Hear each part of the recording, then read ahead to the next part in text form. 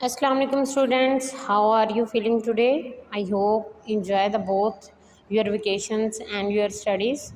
Now start summer pack activity number 8 which is composition of matter. अब composition क्या है? composition कहते हैं किसी भी चीज़ की जो बनावट है, जो टेक्सचर है, जो composition है उसकी किस किस मटेरियल से किस किस एटम कंपाउंड से मिल के वो एक मैटर बना है, उस चीज़ को हम कहते हैं कि ये इसकी कंपोजिशन है।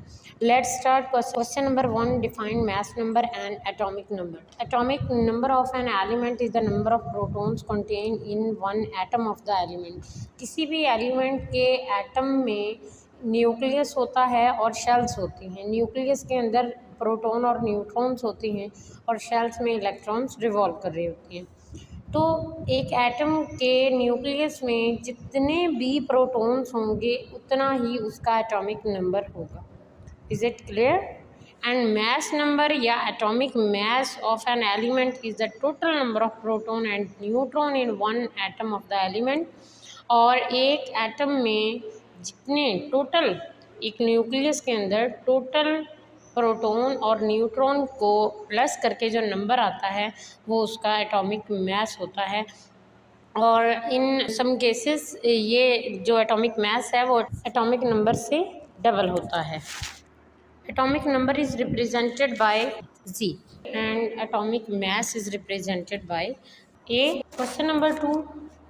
Right down the mass number and the atomic number of the following elements.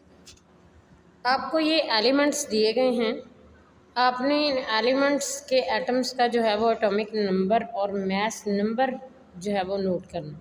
आप इस टेबल को करेक्टली सॉल्व करने के लिए पेज नंबर 91 एंड 92 को रीड कर सकते हैं। वहाँ पे आपको elements with atomic number, atomic mass, number of electron and number of protons दिया हुआ है।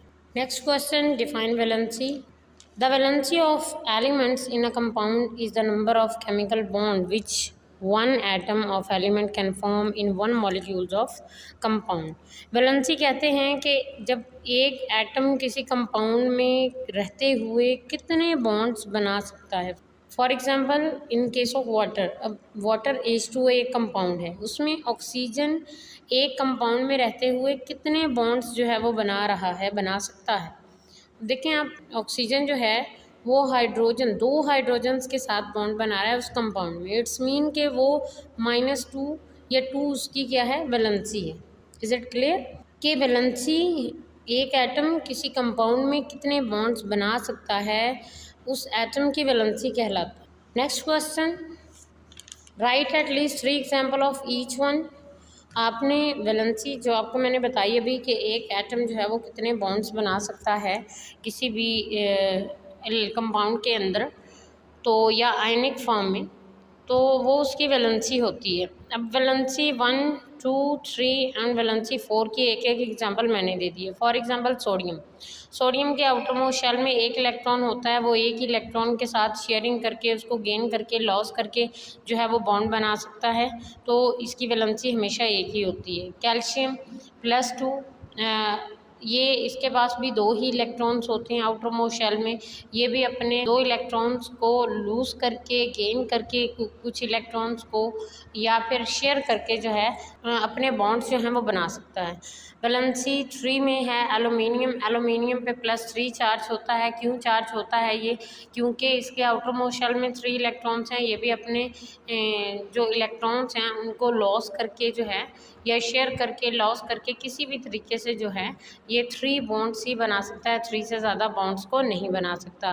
कार्बन, कार्बन के आउटर मोस्ट शेल में 4 इलेक्ट्रॉन्स होते हैं, ये इलेक्ट्रॉन्स को लॉस करके, गेन करके, मोस्टली ये शेयरिंग करता है, शेयर करके जो है वो अब 4 बॉन्ड्स ही बना सकता है, 4 से ज़्यादा बॉन्ड्स नहीं बना सकता।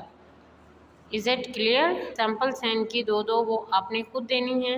आप पेज नंबर 97 से हेल्प ले सकते हैं। ओके स्टूडेंट्स, खुदा हाफिज़।